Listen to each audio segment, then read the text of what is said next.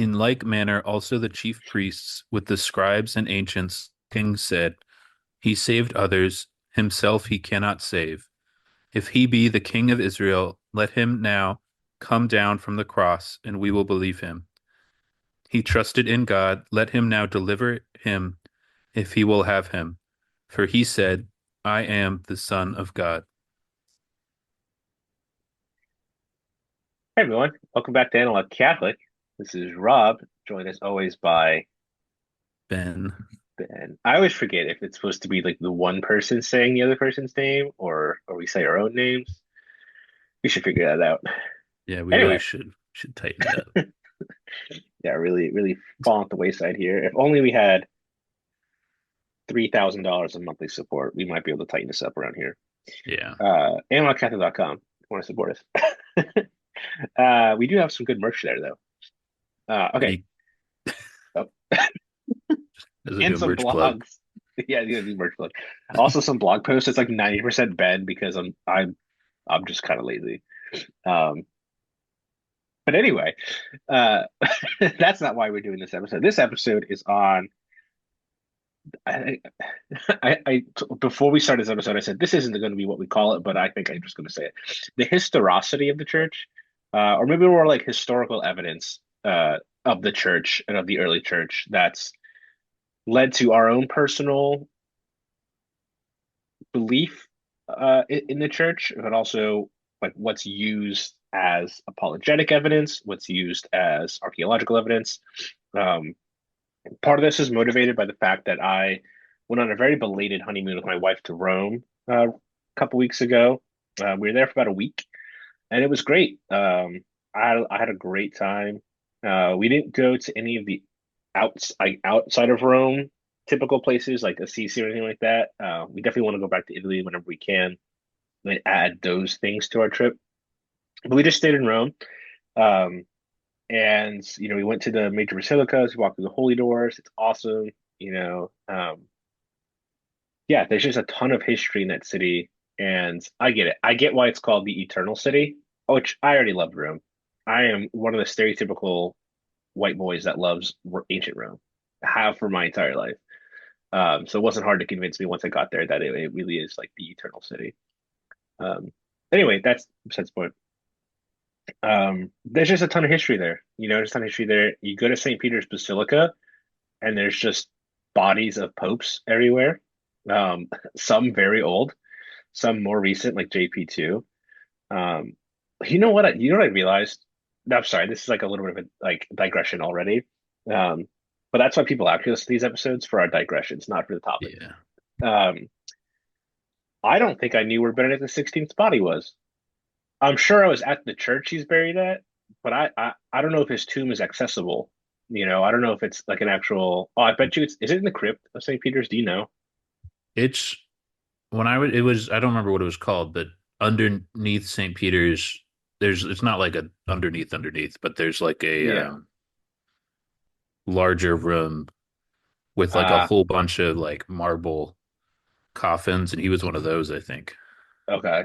Yeah, so that's my wife and I totally it like slipped our mind because we went to mass at St. Peter's and then we walked around St. Peter's and then we left because we had other stuff to do that day.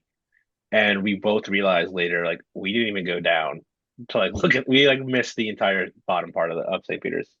So yeah, I missed Benedict 16. Um, but no, it was great. But there's a couple pieces there.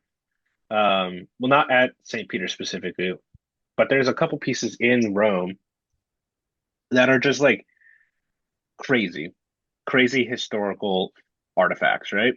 So I'm gonna list off two, but Ben, I'm gonna let you take it away because you've gone to Holy Land also. You have like a lot more like personal experience with these things.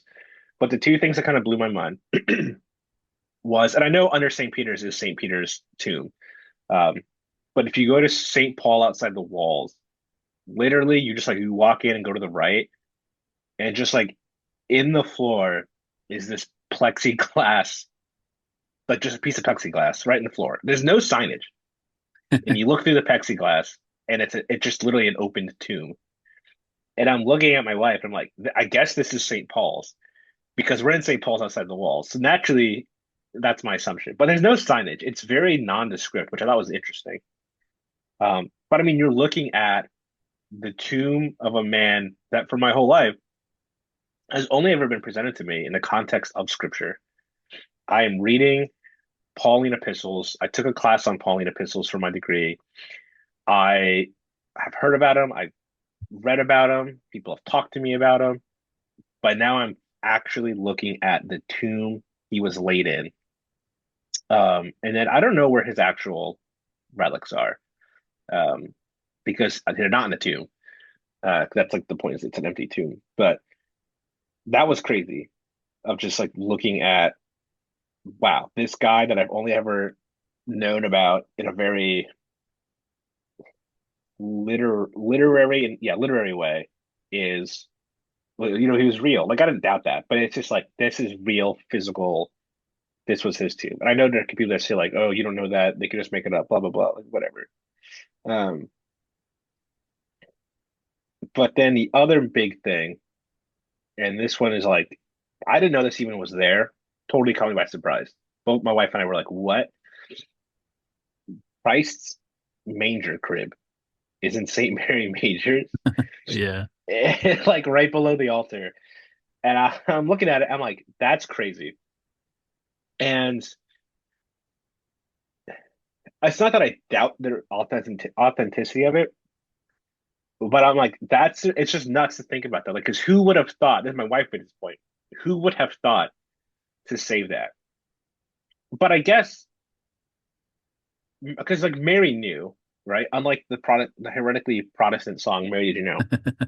Mary knew, and I would assume, I mean, Joseph knew, and I would assume, the shepherds that came at the behest of the angels had a feeling. So someone was like, hey, God made man just was born in this thing. We should probably preserve that. Um, so I would assume at some point someone very deliberately was like, yeah, let's uh let's keep this, let's preserve this. But that led to one more thing I just want to add because it popped to my mind. If you go to the Vatican museums, one of the last things you see are the tunics of Saints Peter and John, well preserved. And that's the same question. Okay, how do we know that's their shirts? Well, how have they been preserved for 2,000 years? And they actually tell you, which is crazy, because they were preserved. They were like saved by like the early church, and then I'm going to totally biff this historical part. I should take a picture of the plaque. They were locked away in like the year 500 something. They were like locked in this chest in one of the churches in Rome, and like sat there for 700 years, something like that, until another pope like opened the chest. It was like, whoa, look at all these old relics. And there it was labeled like in the inside, someone said like this chest contains, and it listed off like the tunic of St. John and St. Peter. Um, so that one's actually a little bit more believable because it tells you like, well, it wasn't just like randomly found in the year like 1300 and we just call it that. It's like, no, this was found in a chest that had been sealed for several hundred years at a point in the early church's history where, yeah, probably the followers of St. John and St. Peter would have liked to keep and preserve some clothing of the saints, um, which isn't unreasonable. There was relic veneration as early as Saint Ignatius, or is it Saint Paul? Saint Ignatius of Antioch. So there was already a sense in the early Christian community of preservation of relics and preservation of things associated with saints. Um, so those are like the big things to me where I'm like, this is crazy that we have this. Um, Also, I never even knew we had the shirts of St. Peter and St. John. It's like very under I don't know, advertised. Yeah. But all right, man. Enough about me. You went to the Holy Land. You also went to Rome. Yeah. What do you got? What are your thoughts? Yeah, I think yeah. I would echo basically everything you said. I think yeah, St. Paul it's incredible obviously. I think there Mhm. are at least some of his relics in that tomb. I think that's kind of the point. They've left some of them there. They may Um have, but you couldn't see them from like just yeah. looking down. Yeah. Yeah. But yeah, that's incredible. The museum is awesome at the Vatican. Yeah. Yeah. Um, it's so it's huge, it's ridiculous, and it's also like It's so long, deceptively yeah. long. Yeah, They like built the museum and they put like they're like, oh, we have all this old stuff. And they like put it out and they like sorting it and putting it out, and then they're like, we really need to decorate. And so then they just like called up Michelangelo and was like, could you yeah, just paint the ceiling for us? Just as a decoration. And so you go through the museum and it's like, here's this, these busts from ancient Rome, and it's like, oh, the ceiling, the little like kind of afterthought decoration. Yeah, that's yeah. Michelangelo. It's like it's That's incredible. it is incredible, and I wanna give two shout outs real quick because we're in the museum. One to my wife who made a really good observation. We were like walking through the museum. It's beautiful, right? There's so much artwork, so many sculptures. It's beautiful. She made a really good point that it's not just the museum is full of art. The museum itself is art. Like the Yeah. architecture is beautiful, and like you said, like the ceilings are painted, the walls are painted.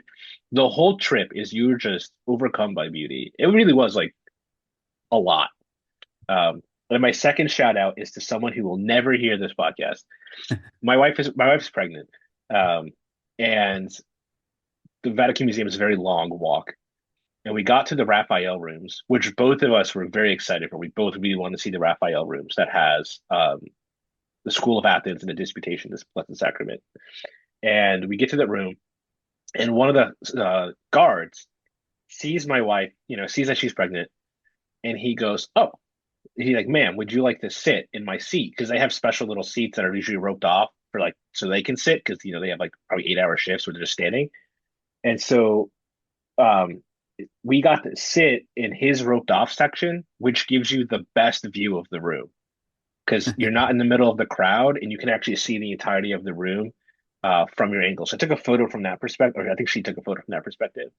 And it's amazing. It's amazing. So shout out to that random Italian Vatican Museum worker who let my wife sit down in the roped off section so she can rest her feet so we can enjoy the beauty of that room.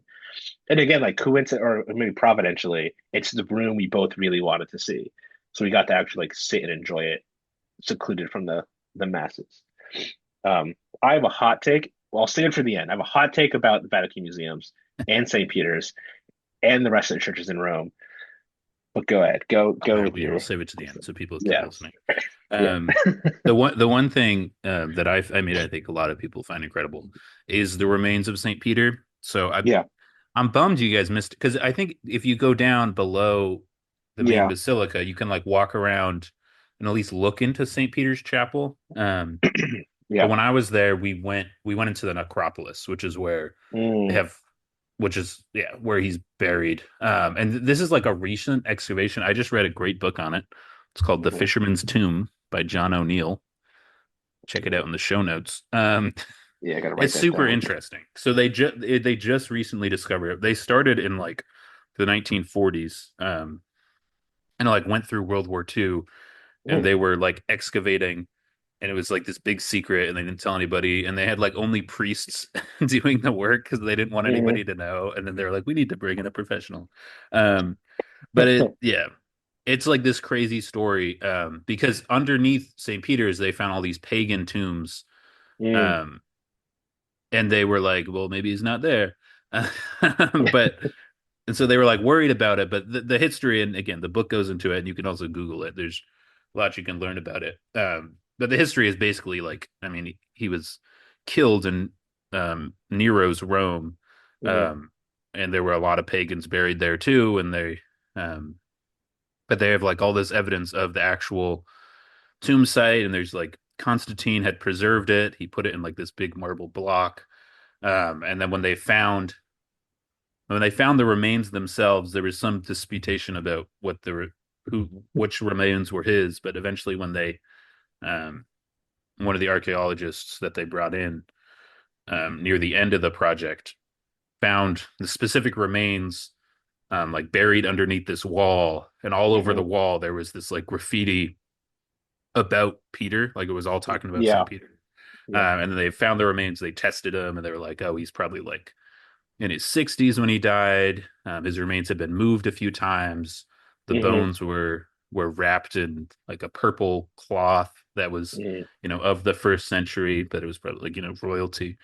So and it was like right at the spot underneath the altar, which is crazy because nobody had been down there for like 1,500 years. Yeah. But when they had built the basilica, they kind of lined it up with the previous churches, which had all kind of lined themselves up with this one spot. Um, yeah, so it's incredible. But like that's it. Like they're there. It's St. Peter's remains, and it's crazy.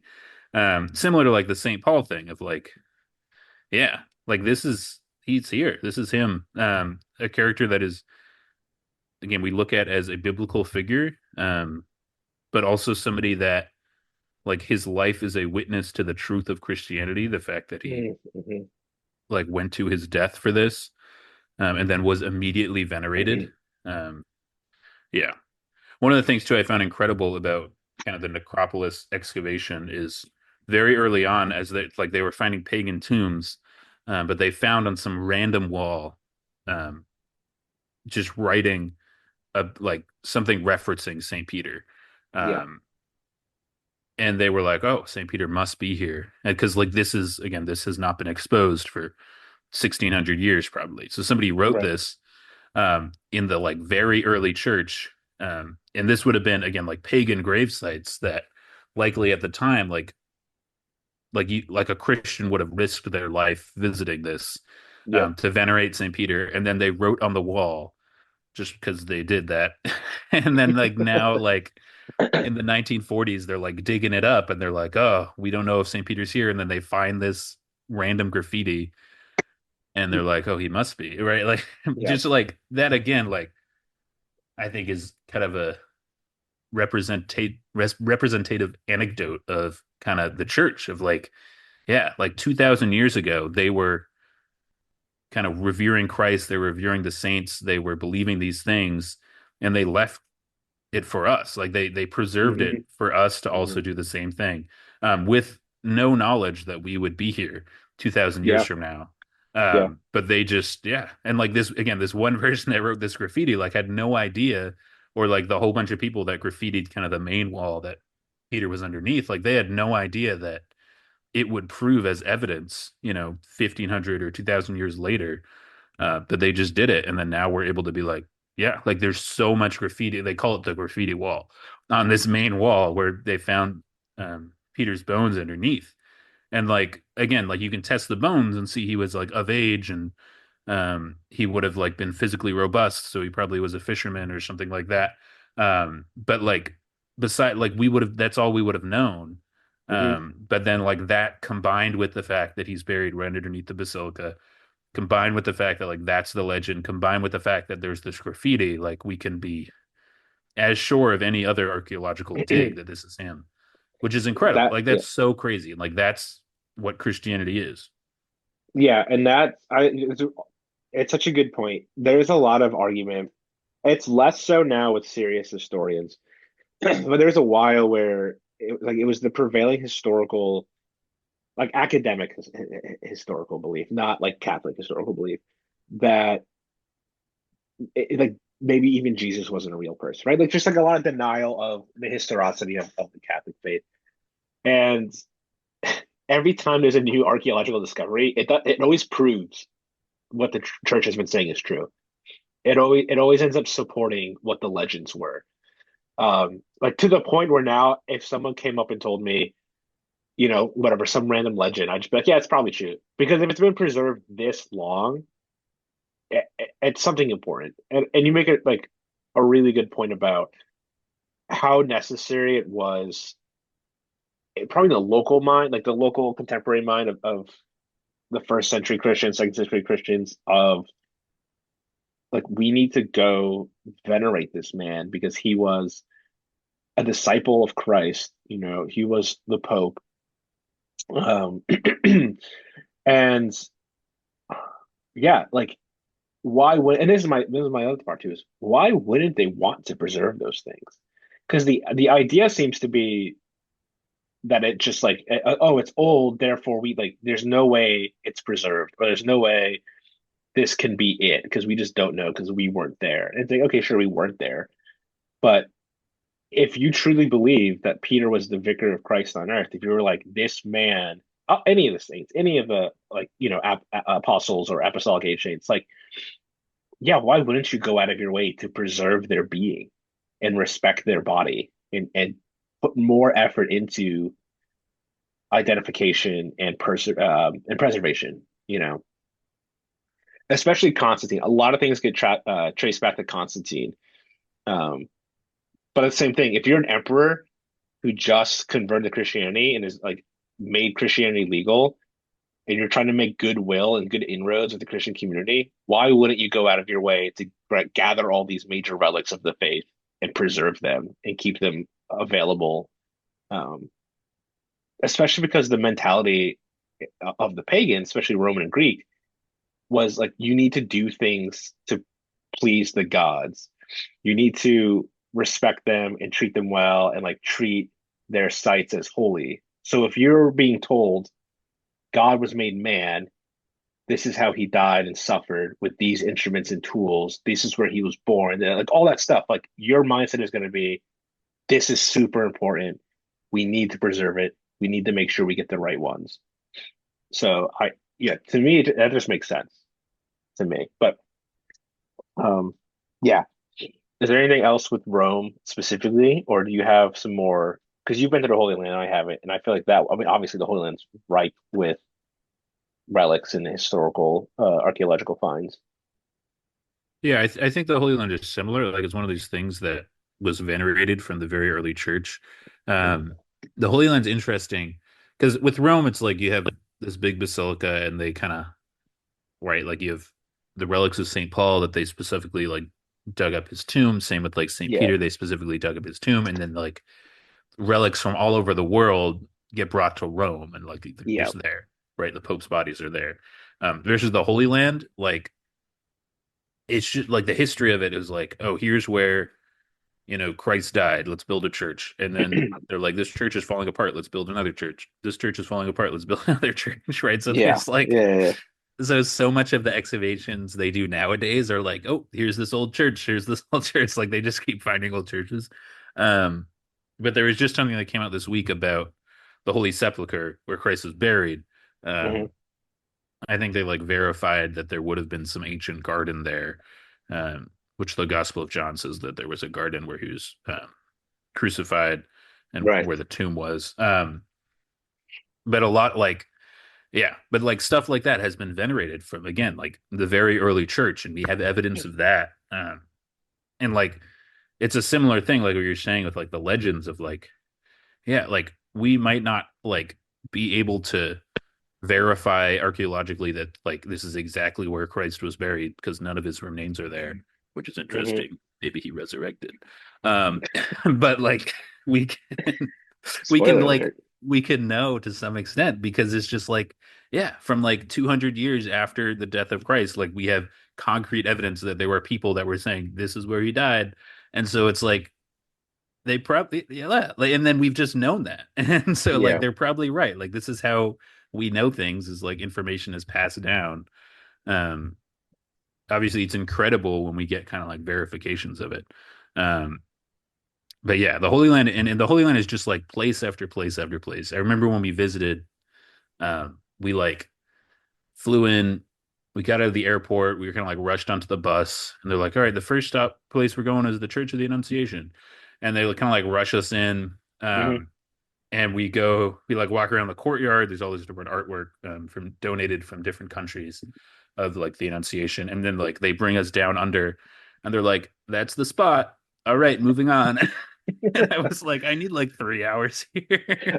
Yeah, right. Like, okay, we get it. Like, it's probably, I don't know if you went on like a specific like pilgrimage tour or if it was just like a tour. Yeah, This, it was a pilgrimage group. Yeah, okay, yeah, that's still, I mean, there's just so much. Like, this is why my wife and I like accidentally missed the crypt in St. Peter's because in our mind, we're like, we're only here for like 5 days and we have a bajillion things to see, you know? right. And so we just got, we got forgetful about that. But yeah, no, I get what you're saying. Like, I need 3 hours here. Yeah, I need to like lay prostrate here for the next day, you yeah. know, you know. And Um, that's like the Annunciation is a similar thing. Like I don't know the history of the site, but that's not something I don't think you could like verify yeah, archaeologically. But it's something that I assume from the early church they said this is the spot Hmm. And then now we just continue to believe it. And like, I don't think that's wrong. Like, and I think there's like a Yeah, beauty I in get that. you. But like, again, that's like how all kind of history comes about is we say that this is what happened and then we say it, like that's how knowledge is passed down. Yeah. Yeah. There were two ancient, no, sorry, like more like three. There's more than three, but there were two in particular ancient civilizations that were really, really, really good with record keeping. And through various like calamities and, wars and fires and disease and all that kind of good stuff, a lot of it did get lost. But there were two really, really good civilizations that had recorded history: Rome and Israel. That was that was their thing. So when you have two-thirds of the core cultures and civilizations that influenced Christianity, the third being Greece, who also had good records, but they were by this point they had been beaten up a lot by different people. It also just adds like the culture of the Jews and the culture of the Romans, the two like, and again a little bit of the Greeks, the three core um, people that like that at the beginning of Christianity. Like you also got to think like they have that mindset. They have a mindset of recorded history. They have a mindset of uh, preserving tradition. They have a mindset of oral tradition that's so rigorous that you can ask people who've never talked to each other to tell you something and they're going to tell you the exact same thing, you know? Um, so that aspect of it too, like to me, it lends credibility to the traditional legends of where this happened or who was here at this point or whose bones these are, because that was just the culture. You knew. You didn't just make it up. You didn't just guess. It was like, no, we know because this person told me and this person told me and because they were there. Um, and it was just like, yeah, very, very important part of their culture. Yeah. And that's, I mean, like scripture scholars will point to like a lot of the repetition in kind Hmm. of the first five books of the Torah are like, yeah, this would have been an oral tradition, um, which is incredible. And it's like weird to think about sometimes because it's like a lot of text, but it's also like, yeah, they had longer memories and this was like what their culture was. Um, yeah, I'm thinking of this is terrible because it's heretical. Um, there's Jesus Christ Superstar. Um, I don't recommend it, but there's this line in one of the songs, like I don't even remember what the line is, so I didn't even need to mention the heresy. But there's like why, like essentially, like why did Jesus Yeah. choose the specific time and place? Why didn't he like Yeah. come in the internet age? Um, and it's just like, well, like this, the time that Jesus came, like the point in history, again, like what you're saying, he's sort of hitting these two cultures that were incredible at Hmm. record keeping, Hmm. but also like the beginning of like widespread writing and reading, right? Like all these Yeah. different things that kind of intersected at that point in history, like allowed Christianity to be preserved. Um, so like in a way, he did wait for some type of internet age. Um, Obviously not the internet itself, but Yeah. uh, Yeah. like a network of communication that had not existed in that point. And it was like that's how Christianity spread so drastically. I I don't know. I don't dwell too much on like why that time, not this time, but I do think like imagine if he did come today, what would happen? Like, oh, someone recorded him performing a miracle, and then you know what would happen? It'd be uploaded to the internet, and then everyone would call it AI. Yeah, Like you don't. People are like, there's no photo evidence, there's no video evidence. If I had that, I'd believe. Like, no, you wouldn't. yeah, Like, no, no, you wouldn't. Like, you would just make excuses for why it was fake, for what you're actually seeing. You know, it's just yeah. And this is mentioned in the Gospels. Like Christ says, like no, like the wicked generation looks for a sign. Um, yeah, yeah. I'm sure there's some great writings about why he came at the time that he came. Well, actually, I know there's great writings. If you actually expand on the prophecy of Daniel, that is the time when Daniel said the Messiah would come. Um, so I guess that actually That actually explains it. But obviously Daniel could have just said like even more years, and then that could have been later. But um, there's a book I read a few years ago. Um, I'm gonna warn everyone. It's an extremely dry book to read because it's pure history. It's pure archaeological history. Um, it's not written to be entertaining, it's written to be academic. It's called A Biblical History of Israel. It's by Ian Provan, V. Phillips Long, and Tremper Longman the third. Um, it's a long book. It's like 400 something pages, and they basically say, "Hey, here's all the evidence we have, like archaeological and otherwise, that Israel was real. Like the ancient Israelites, as described in the Bible, it was real. It wasn't just like a fictionalized story. It wasn't made after the fact to explain certain things. And they go over a ton of different stuff. They go over uh, ancient like Israel sites and what would have been like Cana or Canaan, and say like, "Huh, we noticed that there's no pork remains. There's no like pig remains anywhere, like to help support the idea that like, yeah, they didn't travel with pigs because the culture was pork was non-clean."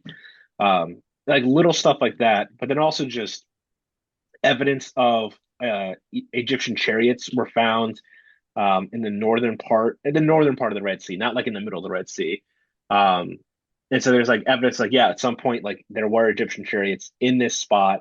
When we date them, it's roughly where they would have been with the Exodus and Moses, like if the Israelites were being chased. You know, um, it's full of stuff like that, and it approaches it very good. Basically, it's kind of confrontational because a lot of what the book is responding to critics of the historicity. And so they'd be like, this guy says this, but we have this evidence, and it's just like, all right, cool.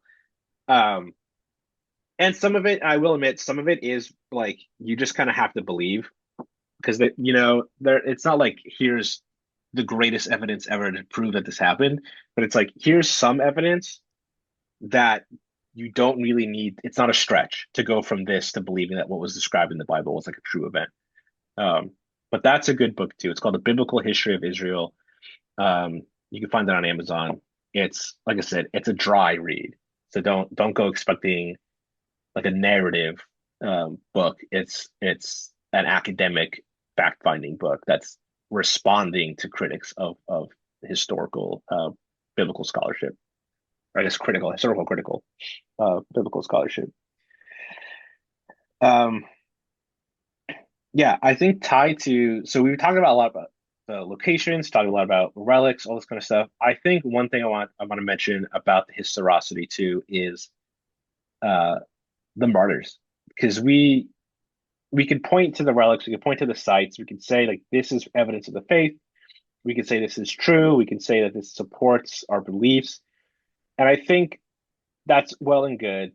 Um, but for me in my conversion, and this is more of like part of my testimony, I guess, is when you read the stories of the ancient martyrs, you really got to think to yourself, they do it all for a laugh. Did St. Peter get crucified upside down for a fraud, right? Did St. Paul get beheaded because he was just making a joke go a little too far? Did St. Bartholomew get flayed because it was just a prank, he was doing? Um, You gotta, you really gotta. In Saint John was exiled. He died in his 90s. You really think he just kind of held on to a lie for like for probably not 90 years, but like 60, 70 years.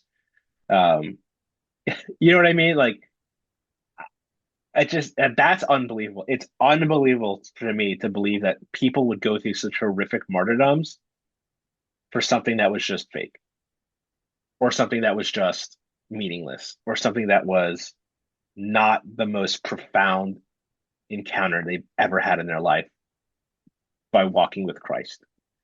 Um, and there's been martyrs throughout the years, but those in particular, it's because they were there, because you could say like, oh, well, people just like believe and they're believing lies, and so it doesn't really matter. It's like, yeah, but they would have been like the apostles would have been quote unquote the first liars, and they really took it to the grave. They really held on strong for no benefit to themselves at all. They were not enriched. They were not enthroned. They were not celebrities. They were ostracized. They were spat upon. They were martyred, and they maintained the faith throughout all of it. So when I, so for me, when I look back on it, I think if like every relic we have, every church we have that traces itself back to the Holy Land of Rome, if they just disappeared, but we still had the stories of the martyrs, that would be enough for me. Like personally, that would be enough for me. I don't know your thoughts. Yeah, no, I agree. And I think like like kind of like we've been saying, like we have these, some of them are just stories and some of them is more we have more sufficient evidence for um yeah, the martyrdom of these ancient Christians. Yeah, Um and we have again evidence to the extent if we have evidence of anything else that happened 2000 years ago that 11 of Christ's closest friends like suffered and died. And it's like, yeah, like you were saying, like, did they do it for a laugh, right? Like, like yeah, like that. That's like it's like the trilemma thing, right? Like, was Christ lunatic Lord or the third one liar? yeah. Um, The third one. third one. Um, and it's like, yeah, what would have led these men to go die? Yeah, Um, yeah, probably the Lord makes the most sense. yeah, Yeah, and it's we just have so much of that. Like in the history of the church, we have so much of that. Um, and it's hard to come up with other reasons for all of these things. I think you can make like yeah, individual excuses for each one, but yeah, it's hard to do all of them. yeah, And so yeah, what is kind of the conclusion you come of that? Um, yeah. yeah, I I think for you, our dear listeners, you use the internet. You can find stuff. There's history there. There's other books there. There's YouTube videos I'm sure you can watch. Like it's there. It's all there for you. If you're curious, go look it up and you'll be blown away by some of the stuff. We didn't even get to touch on the Shroud of Turin, which some people are like, oh, the carbon dating is medieval period. It's like that was wrong. That was a faulty test, and it's been proven wrong. All actual, real, accurate tests date it to the first century. Um, it's nuts. It's crazy. But all right, my quick hot take before we end it here. If I were Pope, I would ban non-pilgrims from St. Peter's, the museums, and every church in Rome. That's my hot take. My wife and I got to the Sistine Chapel at the end of the Vatican Museums. It's like 200 people crammed in there like sardines. And there are so many people there who just like clearly don't care. And they're there just because like, oh, it's fun history. And the same with the churches, like St. Peter's. Like they have some sectioned off places that are meant for like you can't take photos, you can't take videos. It's meant for silent prayer. That's great. The whole church should be that. I don't care.